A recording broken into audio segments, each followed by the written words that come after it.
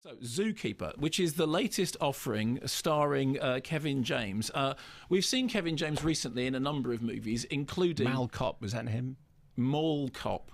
Mal Cop sounds like bad cop. It's bad lieutenant. Yes. Le Cop Mal. Yes. Or that famous La Fleur du Mal.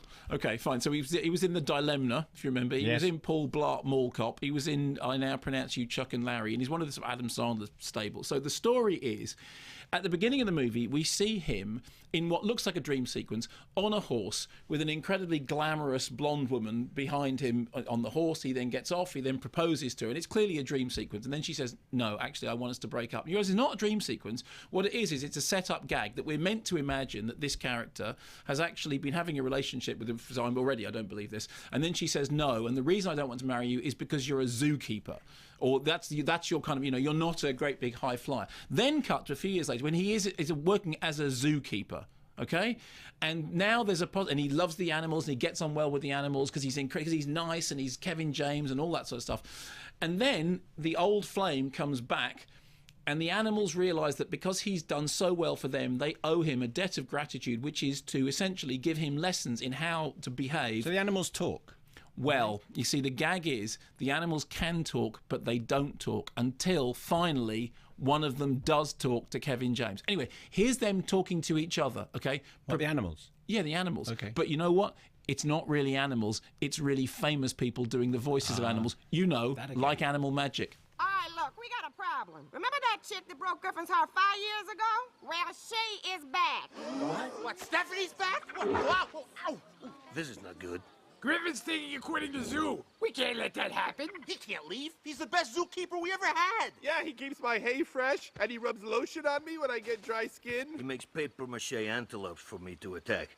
And inside, muffins. Griffin saved my life. All right, you know what? I made my decision. We're not up in Griffin. Really? Because I remember a time when you needed some help with females. What? Namely me. Remember, you were shy, and you wasn't sent shy. your buddy No, over I to didn't test send the anybody. waters to make I didn't sure. do And that. then you would follow What? me around, I don't and know I what would you're look saying. at you, and then you'd look away Clamp and it, get clamp all it. embarrassed. Whoa, okay, we're helping Griffin.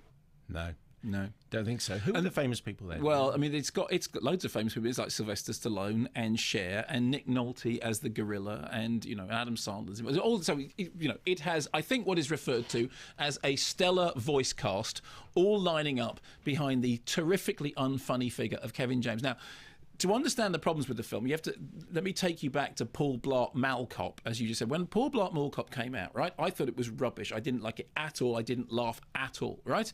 Then I did a terrible thing. My son, one weekend, desperately wanted to go to the cinema. I couldn't do something. I was working, and his mum said, "Look, what's on?" And I looked around, and the only thing that was on was Paul Blart Mall Cop, right? And I knew that I'd hated it, and I'd given it a terrible review.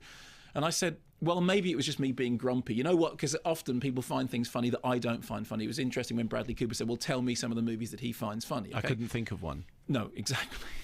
Love and Death by Woody Allen, and Some Like It Hot. So anyway, so I swallowed and I said, you know what? Paul Blart Mall Cop is probably all right. It's probably not as bad as I said it was. Take him to see Paul Blart, because that was the only thing that was on, right? They went to see Paul Blart Mall Cop. And did I get an earful when they came back? It just was terrible. Not funny, stupid, unengaging, neither goofy nor kooky, just rubbish. Which made me think, firstly, actually, I was right about it the first time. And secondly, Kevin James, genuinely not funny guy. It's not just me. Loads of people don't think he's funny at all. Loads of people think he's every bit as rubbish as I think he is. His whole shtick is this: hey, I'm a bit goofy. But not goofy in that way. No, not kooky. I'm kind of, it's like it's the low rent John Belushi, but with none of the charm behind it. Not even John Goodman. So, in order to be fair to the film, the animals talk with CGI mouths. But you know what? How else are they going to talk? They're not going to talk properly with real mouths, are they? No, but you didn't hear the end of that sentence. Okay. Funny, I should interrupt you. It is. But the gorilla suit isn't bad.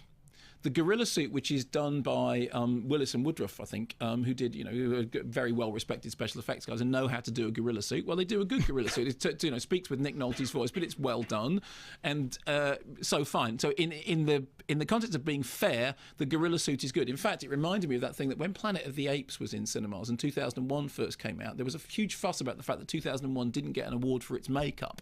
But Planet of the Apes, everyone said, oh, the makeup's really clever. And Stanley Kubrick always alleged that the reason that 2001 didn't get an award was that nobody realised that the men dressed up as apes in 2001 were men dressed up as apes, as opposed to Planet of the Apes when they realised that it was Roddy McDowall and Kim Hunter, because you know what, apes can't really talk.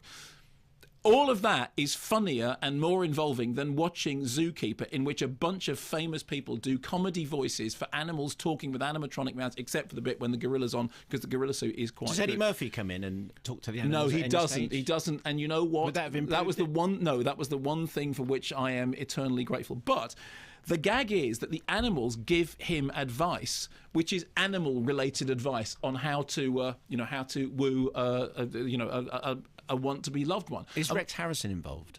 No, sadly not. One of the bits of advice that the animals give him is, you know what? When we're trying to impress somebody, we have to mark out our territory, in that fashion. So there's a comic scene, in which Kevin James has to... That's the level of the humour. Is there a push me, pull you at any stage? No, there isn't. And again, it would have been a lot better had there been. But that is literally the level of the humour is... you don't believe in any of these characters. I mean, obviously you don't believe in any of them because none of them have any relation to reality whatsoever. But even the gags that are based on the worst form of sort of, zoo-bound farmyard humor, you just think, you're not really going to do that gag, are you?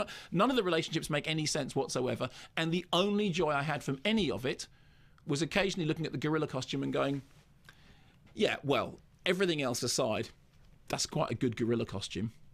If I was ever going to take up a job as a strippogram, which I'm not, that would be the gorilla costume I'd want with a sigh of relief.